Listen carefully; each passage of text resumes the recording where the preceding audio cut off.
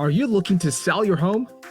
Assessing your property's condition and making the necessary repairs before putting it on the market will allow you to accomplish the sale within your targeted time frame and boost your home's value.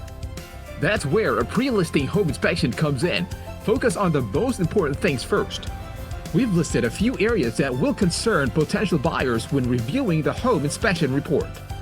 Plumbing. Fix the leaks. Plumbing problems can lead to water damage that will significantly impact the home's potential value. Address these areas quickly. Electrical systems.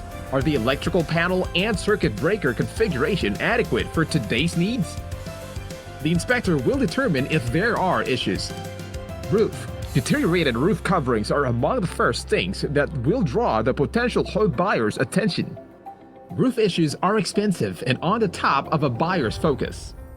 Health concerns. Indications of moisture or mold are a big health concern, and you likely won't get your target offer if present.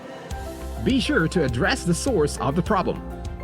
Please note that while plumbing, the electrical systems, roof, and health issues are primary areas for concern, they are not the only areas worth your attention.